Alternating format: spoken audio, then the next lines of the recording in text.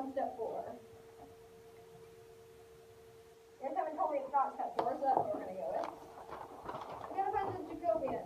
The Jacobian is equal to the determinant of some matrix, right? The matrix is of the partials.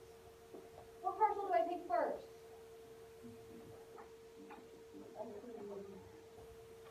Partial of x with respect to u, right? Partial in my xy plane with respect to the first variable in my z plane. And partial of x with respect to z, partial of y with respect to u, partial of y with respect to z. That's good? No question? No? Fantastic. Well, you guys don't talk to me. I guess the least I can do is make you do some matrix algebra, right? I want you to find the determinant for me.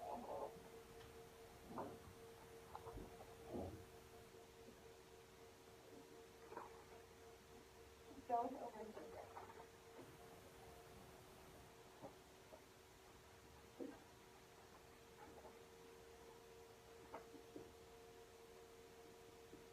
You're going to need those functions of x and y, right? That's how we found those. That's how we isolated them.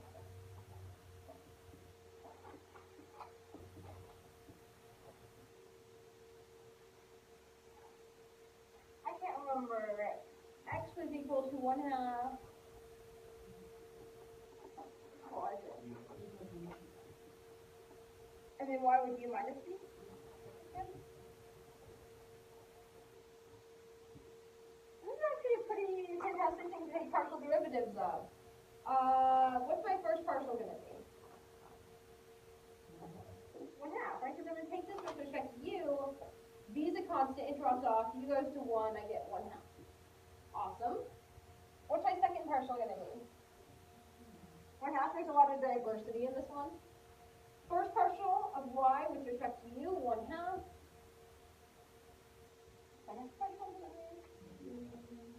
negative 1/2, right? There's your excitement for the day.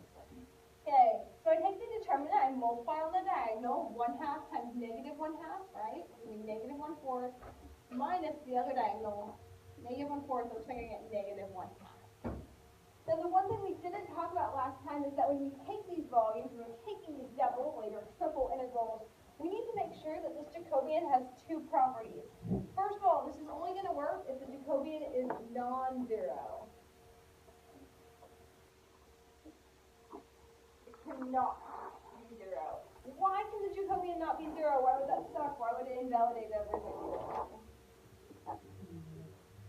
Because we're trying to find some type of volume here, right? We're trying to find some type of measurement of space. And if the Jacobian is 0, what is the integral going to be? 0, right? So we got to make sure the Jacobian is non-zero. We also need to make sure we can find the Jacobian. Well, in order to find the Jacobian, what do we have to be able to find? The partials, the first order partials, right? Which means all of this junk only works if our transformation is, we had some vocab last time. We talked about if it has continuous first order partial derivatives, it is what? Continuous first order partial derivatives. We had some notation. No, 1-to-1 means you can do it inverse.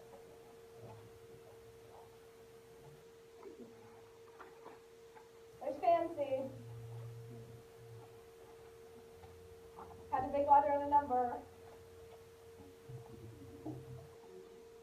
Yes, it has a C in it. C1. Continuous first order partial derivative. Our transformation has to be C1 for this to work, so we've got to be able to find the Jacobian. And then the Jacobian's got to be non-zero. Okay. Other thing we want to make sure is as long as the Jacobian isn't non-zero, is that when we plug it in to calculate that double or triple integral, that we take the absolute value of it. And this is what was in the notes that we didn't get to in class, because we didn't actually get through all the way. And that is if we get a negative, we're going to take the absolute value to get 1/2. We do this so that when we take the Jacobian and we look at it, it's just a measure of space for us. It helps us calculate the area of that little infinitely small rectangle we're dealing with. but throwing a negative in there isn't going to mess with our volume. Because once again, this is just a calculation of area, and we don't want that negative to get caught up in here. So we got the Jacobian, we got some bounds. Next thing we have to do is actually prove our integral of them. Using the transformation. Now this was a double integral, right? What bounds are we going to put on the inside? Actually, let me ask you this. What ones are we going to put on the outside? Do you think we're going to do U or V on the outside? V, because it's got constant values, right? So what I'm going to do is I'm going to take the V values 1 and 2. Really quickly, guys, let's see if we can remember some of this stuff here. If I'm integrating from here across, what type was that? Type 2, right? This is going all the way back to the beginning of chapter 12. That's awesome. You're not completely brain dead. You got this. We're good. Okay, 1 to 2, we're integrating that one with V, right? So I'll put that one on the outside here. What are my bounds for U then? What is my lower bound? It's negative V, right? Because I go with my lower value here, I have V equals negative U. So if I solve that for U, I'll get negative V. It'll be negative V up to what? V, right? Perfect. And then all I have to really do is change out my equation. Before my equation on the inside, the function I was integrating, I believe looks like this. The minus was on the bottom, right? So what is my new equation going to be in here? E over V, right? Now I can't leave it like that. I need two things. First thing I need to put in here that I totally forgot about was my differential. I need one other thing. What else do I need? My Jacobian, right? I'm going to put that 1/2 in there. Now that 1/2 should not be traumatic, because what can I do with it? Pull it on one side, right? So I'm going to put this as 1/2, 1 to 2, negative V to V, E to U over V, du, dv.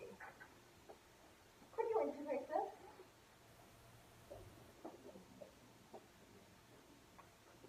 Some of you seem kind of nervous about it. You can look at least the inside integral.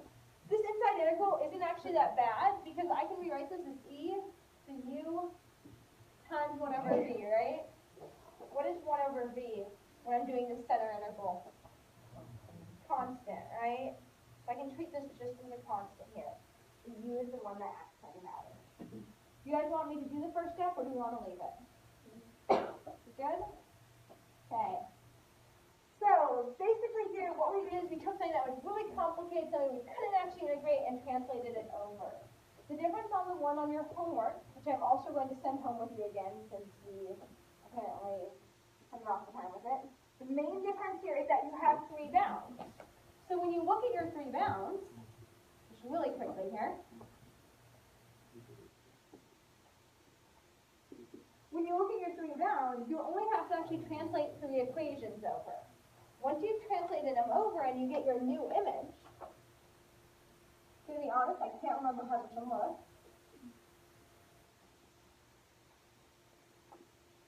You have to decide if you're going to do a type 1 or a type 2.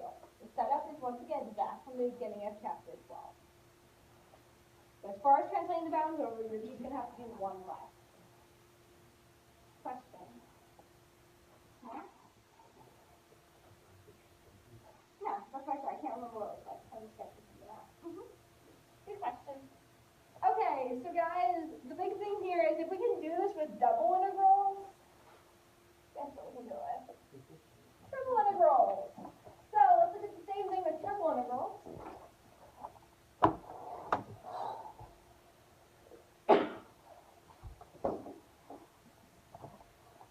Okay, triple integrals here.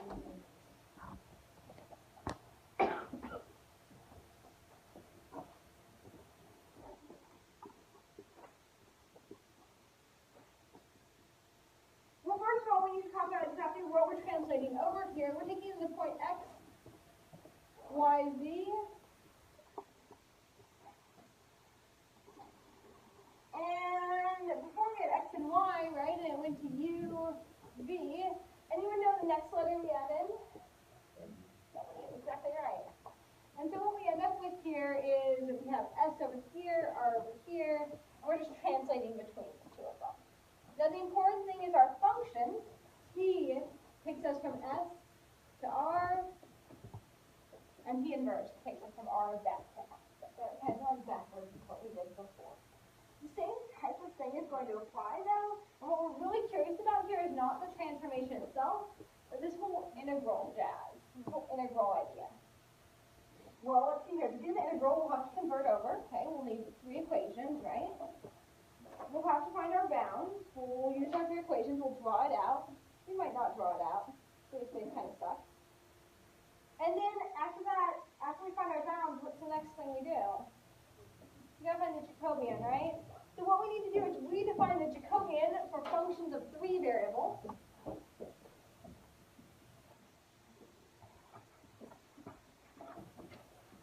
Now looking at the Jacobian, when we were looking at function variables whatsoever in three space, the Jacobian can be written as the partial of x, y, z over the partial of u, v, w.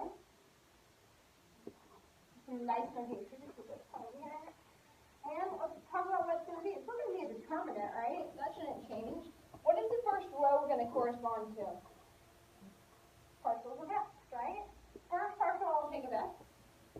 Partial of x with respect to u. Partial of x with respect to v. And what will be the last thing I put in here? Partial with respect to w, right? What will my next row be? Y, right?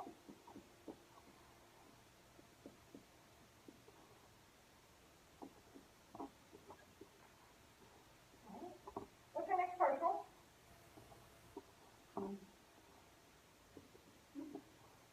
Z. Yeah.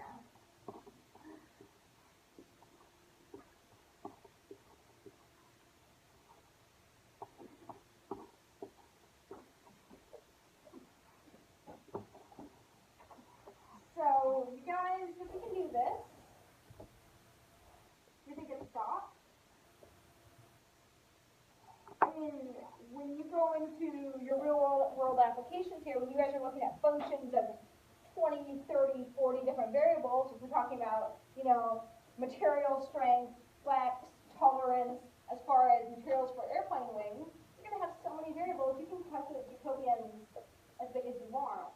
If I'm talking about a function of 10 variables, or that is I'm talking about 10 dimensions here, how big is your Jacobian going to be?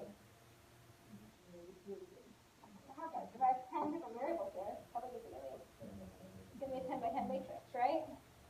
Awesome, this is why we have calculators. So, what we have here is the Jacobian. What we want to talk about now is how we translate the triple integral over. That is, if I have the triple integral over R of f, x, y, z, and what differential do I put at the end? So we did already dA here. Easy, right? So I'm integrating over a volume. As I have a solid that I'm integrating over. Now I can write this triple integral over f. And what we're going to do is we're going to write each of these as a function. That is, I'm going to have x is equal to g u v w.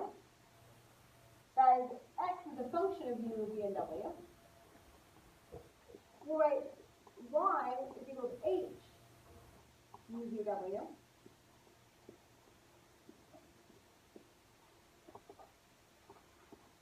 And I was having this debate with myself on the way over here in the car. I don't really know what to call z. Anyone have a letter they like? I really want to call it u or v, but they're already taken. I want to call it f, but f's already taken.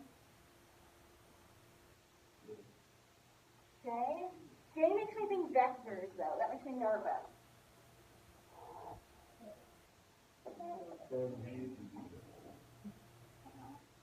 Oh, so you're thinking maybe...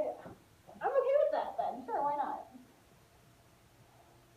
using